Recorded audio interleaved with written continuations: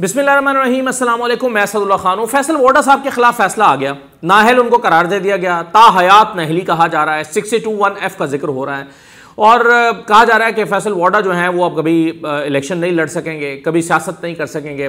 Faisal Voda के खिलाफ आने वाला जो फैसला है इसके बहुत से पहलू हैं, इसके कई कानूनी पहलू हैं जिसको मैंने 62(1)F को, 62 को, 63 को पढ़ के देखा है। कुछ कानूनी निकात को समझने की कोशिश की है और कुछ सवाल उठते हैं मेरे जहन में जो मैं आपके सामने रखता हूं और इसके नतीजे में मैं इस नतीजे पर पहुंचता हूं कि इलेक्शन कमीशन के फैसले में कुछ कानूनी कमजोरियां रह गई हैं जिसकी वजह से फैसल वोडा को सुप्रीम कोर्ट में रिलीफ मिल सकता है। ये मैं क्यों समझता हूं और कानूनी तौर पर मेरे पास ऐसे कौन से पॉइंट्स हैं जिसकी बुनियाद पर मैं ये कह रहा हूं कि फैसल वोडा का फैसला, फैसल वोडा के खिलाफ आने वाला फैसला कमजोर है और उनको सुप्रीम कोर्ट में फेवर मिल सकती है। वो क्या पॉइंट्स है जरा मैं आपके सामने रखता हूं। देखें, ये सवाल तो उठ ही रहा है कि क्या इलेक्शन कमीशन जो है वो क्या कोर्ट ऑफ लॉ है, ये क्या वो 62(1)F के तहत एक अदालत है, यानी एक ऐसी अदालत है जो 62(1)F के तहत कार्रवाई कर सकती है। इस पर तो मैं, ये जो सवाल बुनियादी उठाए जा रहे हैं इस पर तो मैं बाद में आता हूं, लेकिन पहले दो चीजें जरा समझ लीजिए। देखिए, एक तो फैसला है 62(1)F के खिलाफ के हवाले से कि 62(1)F में जिसमें आपने हकायक को छुपाया जो है वो या झूठ बोला, आप 62(1)F में सादिक और अमीन नहीं रहे, जो नवाज शरीफ वाला फैसला था आपको याद होगा। लेकिन अगर जो जैसे डिग्री का मामला है और एक डुअल नेशनैलिटी का मामला है, इसके लिए आइन में एक अलग आर्टिकल मौजूद है और वो है 63(1)C। तो जब डुअल नेशनैलिटी का मामला आता है तो फिर ये 62(1)F का केस नहीं बनता, ये केस हो जाता है 63(1)C का। अब 63(1)C क्या कहता है, जरा मैं आपके लिए दो लाइनें पढ़ देता हूं। 63(1)C कहता है कि जी a person shall be disqualified from being elected or chosen as or from being a member of the Majlis Shura if he ceases to be a citizen of Pakistan or acquires the citizenship of a foreign state। अच्छा, अब यानी dual nationality simple अल्फाज में, तो ये है article आइन का 63(1)C। तो 63(1)C की जो हुदूद है उसके तहत अगर कोई शख्स नाहल होता है तो वो ताहयात नाहली नहीं होती 62(1)F की तरह, बल्कि ये एक स्पेसिफिकली उस इलेक्शन के लिए नाहली होती है जिस इलेक्शन की बात हो रही होती है या जो इलेक्शन जेर बहस होता है। जैसे 2018 का इलेक्शन, तो 2018 का इलेक्शन अगर जेर बहस है तो अगर इनकी disqualification election commission of Pakistan से सही हुई भी है और ये नाहल होना बनते भी थे तो ये इस टर्म के लिए होगी, टेन्योर के लिए होगी, लेकिन उसके लिए भी ये 62(1)F की हुदूद में नहीं आता। अच्छा, अब एक और इंपॉर्टेंट बात पर आ जाएं और वो है ये डिस्क्वालिफिकेशन जो है ये 63(1)C की, ये एक मेंबर के खिलाफ होती है, मेंबर पार्लियामेंट के खिलाफ ये एक्टिव होता है। लेकिन एक शख्स जो पार्लियामेंट का मेंबर ही नहीं रहा उस पर, उसके खिलाफ ये फैसला कैसे आ सकता है? यानी एक एप्लीकेशन आती है एक मेंबर के खिलाफ कि जी ये मेंबर जो है ये गलत मेंबर बना है, दरखास्त आ गई, उस पर कार्रवाई शुरू हो गई, लेकिन उस शख्स ने कौमी असेंबली छोड़ दी। जब उसने वो छोड़ दी तो वो प्रोसीडिंग्स वहीं पर रुक जाएंगी क्योंकि वो ये जो कार्रवाई है ये मेंबर के खिलाफ हो सकती है और जो शख्स मेंबर ही नहीं रहा उसके खिलाफ कैसे फैसला हो। यानी दरखास्त आप देखिए आई है एक कौमी असेंबली के मेंबर के खिलाफ और फैसला आ रहा है सेनेट के मेंबर के खिलाफ, तो या तो फिर फ्रेश एप्लीकेशन आती कि इन्होंने सेनेट में जो है वो ये डुअल नेशनैलिटी का मामला जो है उसको छुपाया, लेकिन फैसल वोडा ने सेनेटर बनते वक्त तो शो कर दिया और उन्होंने नहीं छुपाया। झूठ कहां बोला था, अगरचे नहीं बोलना चाहिए था, ये उनकी गलती है, नालायकी है या एक धोखाधड़ी है, उसमें जो भी सजा उनकी बनती होनी चाहिए। लेकिन ये कानून चूंकि कानूनी नुक्तों के मुताबिक चलता है तो इस नुक्ते को आप समझ लें कि फैसल वोडा सेनेट से डिस्क्वालीफाई नहीं होते थे क्योंकि वहां उन्होंने बदयांती नहीं की। उन्होंने बदयांती की थी कौमी असेंबली के मेंबर के तौर पर, लेकिन कौमी असेंबली की सीट वो छोड़ चुके हैं, तो जो सीट वो छोड़ चुके हैं उनके खिलाफ फैसला नहीं आ सकता क्योंकि उनके वो तो मेंबर ही नहीं है और ये प्रोसीडिंग्स मेंबर के खिलाफ होती हैं। मैं समझाने के लिए आपको मिसाल देता हूं।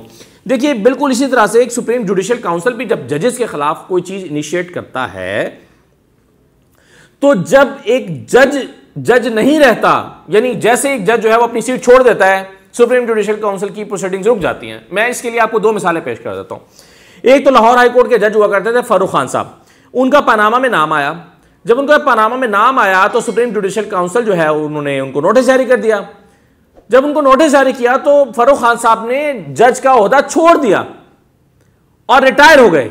जैसे वो रिटायर हो गए, अभी सुप्रीम जुडिशियल काउंसिल ने चूंकि अपनी कार्रवाई नहीं की थी तो उन्होंने अपनी प्रोसीडिंग्स को ड्रॉप कर दिया और फारूक खान साहब रिटायर होने के बाद एक जज की बरात हासिल कर रहे हैं, यानी वो जज प्रोसीडिंग्स पूरी होने से पहले पहले एक जज के तौर पर रिटायर हो गए।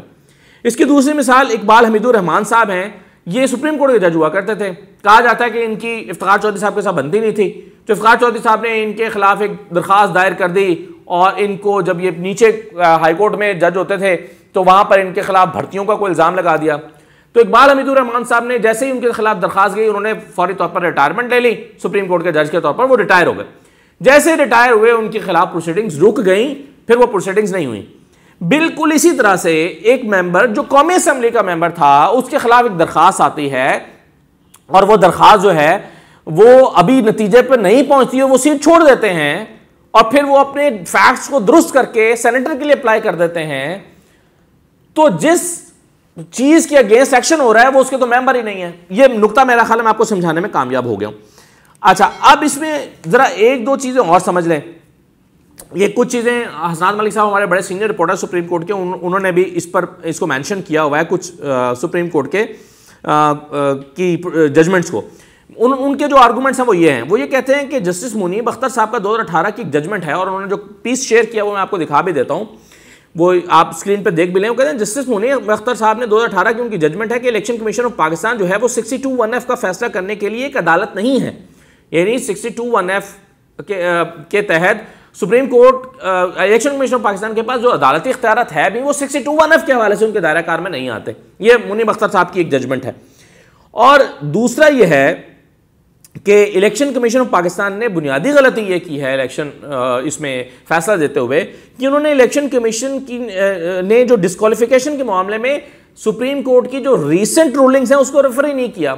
उन्होंने ओल्ड जो रूलिंग्स हैं, पुरानी रूलिंग्स हैं, उसको रेफर किया है, जबकि अब कानून तब्दील हो चुका है। तो जो रीसेंट रूलिंग्स हैं उसको उन्होंने इस्तेमाल में नहीं लाया। तो ये फैसले में सुकुम मौजूद है जो कि इलेक्शन जो सुप्रीम कोर्ट में जाकर ही ये फैसल वाडा के हक में तब्दील हो जाएगा और उनको वहां से रिलीफ मिल जाएगा। ऐसा जो है वो किया जा रहा है, गुमान किया जा रहा है या ख्याल है या राय दी जा रही है। अब देखिए, मैं मिसाल अभी जो पहले बात कर रहा था उसमें मिसाल देना भूल गया सादिया अब्बासी साहब की। सादिया अब्बासी जो हैं वो डुअल नेशनल थी। उन्होंने नेशनलिटी छोड़ने के लिए अप्लाई किया हुआ था लेकिन छोड़ी नहीं थी और सेनेटर बन गई। तो उनके खिलाफ दरखास्त आई, साकिब निसार साहब ने उनको डिस्क्वालीफाई कर दिया, वो डिस्क्वालीफाई हो गई। जब वो डिस्क्वालीफाई हो गई क्योंकि उनकी डुअल नेशनलिटी का मामला था, वो डिस्क्वालीफाई हो गई और आज भी वो सेनेटर है। इसका मतलब है उनको दोबारा जब वो टर्म खत्म हो गई तो उनको सेनेटर बनने दिया गया।